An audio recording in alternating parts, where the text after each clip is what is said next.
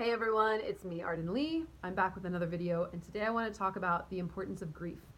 I'll get into that and why I think it's important and why I'm bringing it up now. But before I do, of course, I want to remind everyone that I am currently enrolling for the winter 2020 session of the repatterning project. So if you've been enjoying these videos, following this kind of content, and you're ready to dive into that container where you can do the full process from start to finish and really be able to examine and understand your human operating system and reprogram all the unconscious beliefs and mindsets that were put there by your early childhood, your trauma imprints, your formative relationships, your social conditioning, and all those other external factors that begin to program our internal processes to respond in ways that are convenient to them rather than to us, and start creating your life from a place of sovereignty.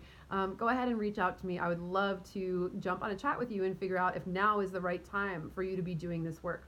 So with that said, I want to talk about the importance of grief. I'm going to talk about the kind of grief that is not related to death,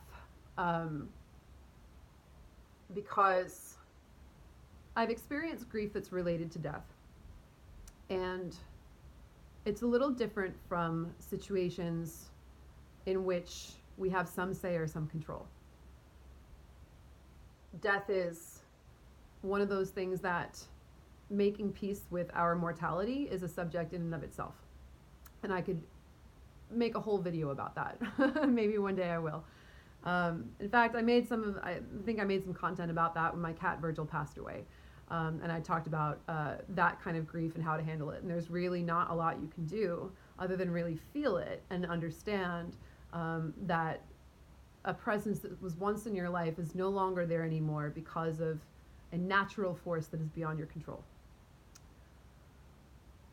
But what I want to talk about today instead is the kind of grief or loss that we experience from betrayal, from people hurting us, from something that seems like there was another way, from people mistreating us, from choices that people made that were harmful to us and to our relationships with them. And I want to talk about this because I've noticed a tendency to want to bypass this kind of grief. Even people who are really skilled and smart in other areas can be completely waylaid by this kind of grief and not know how to handle it.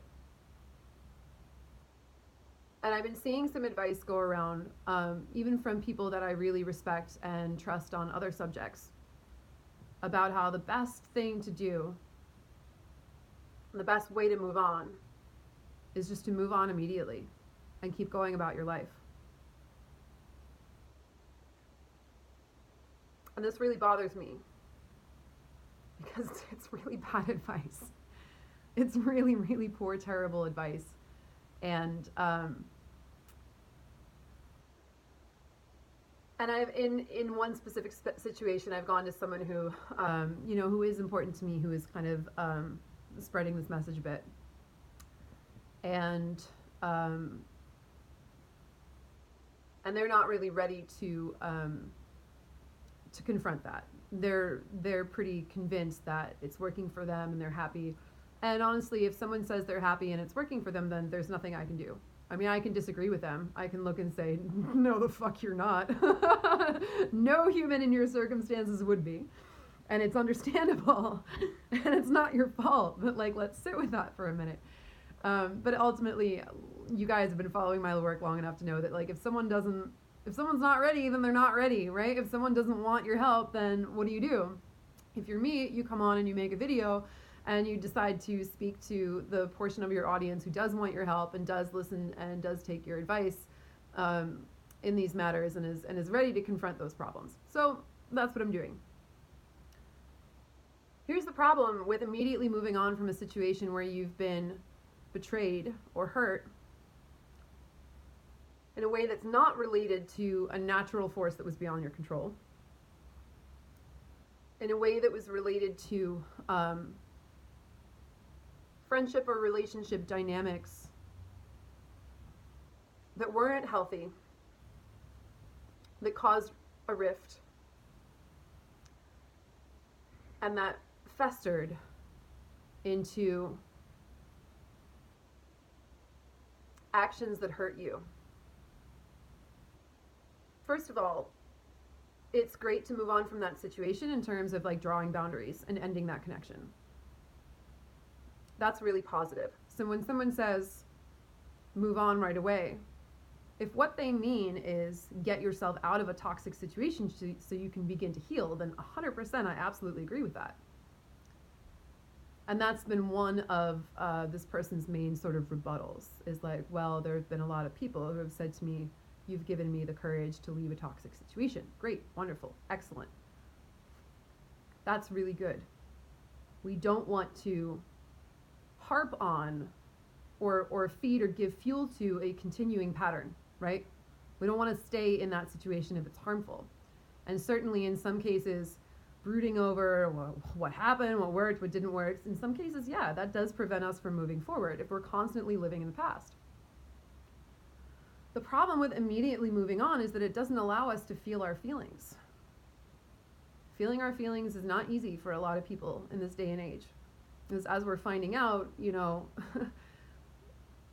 generations such as millennials and Gen Z, although of course this work is open to anyone, but generations like millennials and Gen Z in particular are realizing that the way we were parented by boomers in particular, we were taught in so many situations to just toughen up and repress our trauma and not feel our feelings. So we're really having to buck against a tide when we choose to be courageous enough to feel things and be vulnerable and admit that we're hurt and deal with that. Because all the generations before us, even mine, even like, my mom is an amazing parent. She's so great. And she was so supportive of me and of us when my father was being super abusive. But even my mom fell prey to that pattern, that generational pattern of like, well, just deal with it, or just shut it off. I just don't think about it or whatever. So it's massive, you guys. The pattern we are breaking is it's not just individual. It's really across a full spectrum. The ability to feel our feelings and be vulnerable and admit that we're hurt in search of peace and a solution is a real act of bravery. So what happens when we don't do that? What happens when we say, well, that sucked, but I'm immediately moving on? Is we don't allow ourselves to grieve. There's a saying, you have to feel it to heal it, right? Well, it's true. The ways that I was able to make peace with my past and understand what happened and make sense of them was to understand that what happened to me was unfair and that my feelings about them were justified. That was a big thing for me. When I finally allowed myself to say, what happened to me in the past wasn't fair, and I have every right to be angry about it. And then I spent some time being angry about it. And then I was done.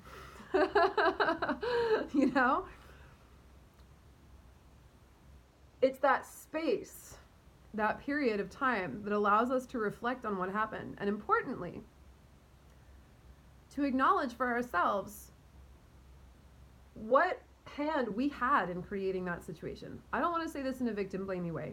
I unpacked that in the last video too when I was talking about processing anger. When we process our anger or our grief or our emotions, our negative emotions in particular, there's this flip side of the coin that's like,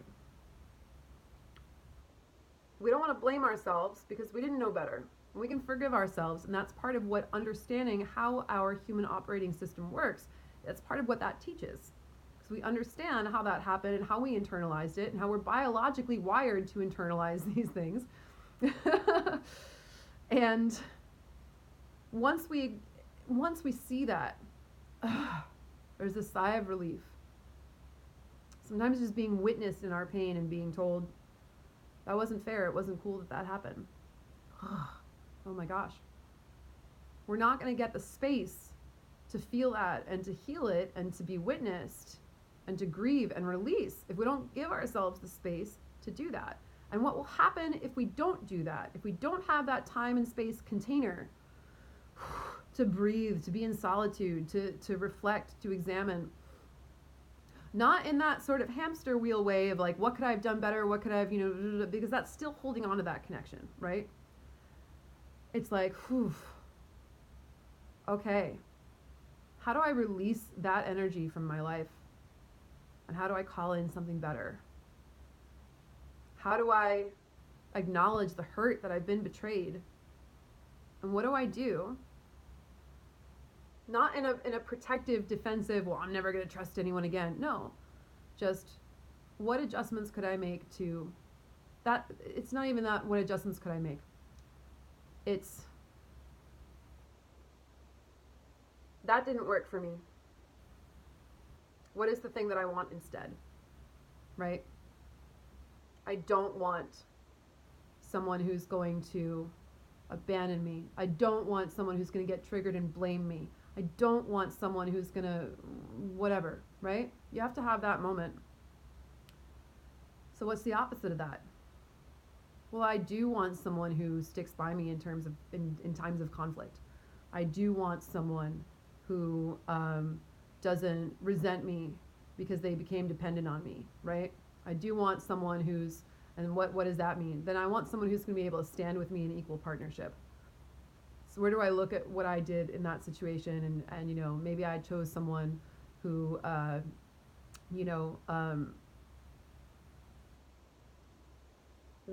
did I choose someone who ended up doing this?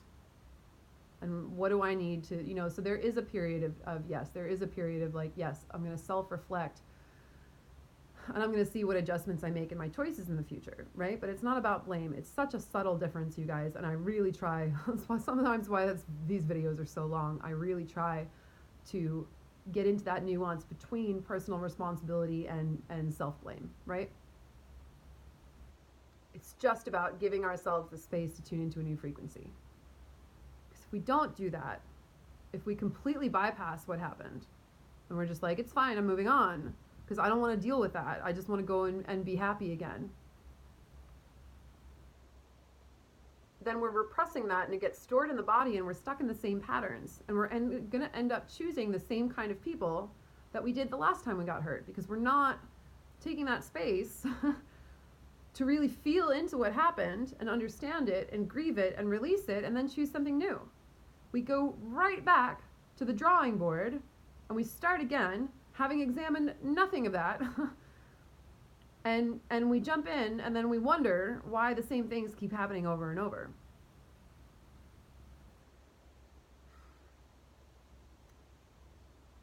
It sucks when I see someone I love doing this. But at the same time, of course, I also know, because it's what I teach, that we can't go on people's journeys for them. And that is what it is. And maybe we can just plant a seed, I shared my thoughts with this person. Who knows? Maybe they'll blossom in time. Maybe that person will think back and be like, oh, Arden mentioned this once, maybe I should, whatever. But the point is, if we don't deal with the feelings that the harm we experienced caused us, then we store it in our bodies, we repress it down, our bodies become like these hoarder houses of all these emotions, and then we don't even want to sit still because it's uncomfortable. Because if we sat still, we'd have to feel our feelings, and we end up running and bypassing and keep saying, well, I'm just going to move on. And we so want to do the things that we want to do that we will create whatever rationalizations we need to believe that this is healthy. And we'll get really defensive about it. And then we'll point to we'll cherry pick the people who have come forward and said like, wow, thanks, that helped me, whatever. And they'll be like, see, I was right. And you can tell from the energy of it, because if someone really felt 100% that they were right, then they wouldn't feel the need to defend themselves and say, no, this is definitely the right thing. They would just be like, I'm just going to do what I'm going to do.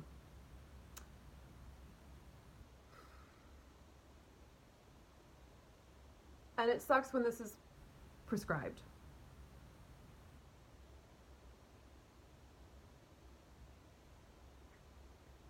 Especially when it's prescribed by someone who is really smart about a lot of things. Maybe not this one.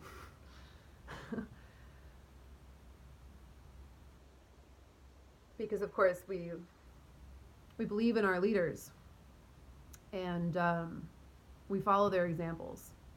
This is also why I think the work of repatterning is really important, because if we don't do that as people who are examples, as those of us who have followings, then other people are going to follow our example and follow our unconsciously self-harmful patterns that we are rationalizing and justifying because we don't want to deal with it.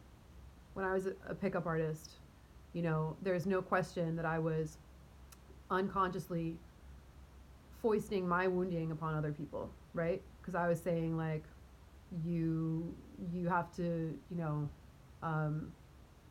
I was saying, hey, adjust your behavior to get people to like you. And there are still parts of that work that I look at and I'm like, well, adjust your behavior for your own creative, free self-expression. Adjust your presentation to be who you want to be, right? All of that still works. Go and approach whoever you want with agency and proactivity. Take your power back and be able to go and say hi and maybe create attraction with anyone in a social situation that you choose to take a chance with. Those are all great things, but those things allowed me to bypass a lot of the harm that work was doing, which was essentially me saying, I don't think that I'm enough to be loved as I am. I think I have to make these changes and like calibrate all my behavior in order to be worthy of love. So therefore I think you do too, right? So it hurts me especially when I see someone taking on a coping mechanism, in this case, bypassing their emotions and diving right back into the same thing they were doing before, and saying this is a healthy way of doing things, and finding all the rationalizations that they need to do to say, yes, this is healthy, because we're going to do whatever we want to do, and our minds will always create rationalizations for it. By the way, that part is in module 2 of the repatterning project, where it talks about why it's so hard for us to change our beliefs, right? We can do it. It's just, if we want to hang on to a justification for something, we'll do it. We'll really do it, and we'll really believe in it too. So I just wanted to talk about, you know, if I feel like I can't say a thing that I want to say, or if I'm saying it and it's not whatever, then you know, I come on and I make a video about it, because I'm going to take that energy and I'm going to channel it in a way that's productive, right? In my past, I probably would have like taken that and been like, this sucks and no one's listening to me and blah, blah, blah, and I would have been upset about it. And now I'm just like, okay, whatever, sucks, but that's, you know, everyone's going to choose what they're going to choose, and that's how it's going to go. So I'm going to go ahead and make a video, you know, I'm going to make, you know, I'm going to take this message where it's more likely to be received. What I want to say basically is just, if you're in grief, allow yourself to feel it, man. Of course, you're not just going to skip over that and everything's not just fine. You're allowed to feel hurt. And this is the problem. It's like, if we allow ourselves to feel hurt about this one thing, then it's like opening the closet and all the boxes come tumbling down, right? We sit still, we feel our feelings, then it's like, oh, this is exactly what happened to me when I started my own trauma healing. It was exactly how my coach described it. Wow, you sat down to feel your feelings about this one relationship that you got out of, and you realized you had all these feelings going back to your early childhood, and indeed probably even back to past lives that you now need to feel and process. My body was a hoarder house of emotions that I had been storing the whole time, that I had never allowed myself to grieve and feel, because I just blamed myself, or I was like, well, that's just the way the world is, or whatever, and suck it up, life's not fair, whatever. And I moved on, because that's the way I was taught, because that's the way that all of us were taught. But we have an opportunity now, and it's not for the faint of heart. But if we don't feel the thing, we can't release the pattern. We're just going to jump on the hamster wheel again and do the same thing over again. And yeah, that sucks. So I would love to invite you to not do that. I'd love to invite you to feel your feelings and understand that they're normal and that they're justified. And then look at what you need to do to choose different ways of being.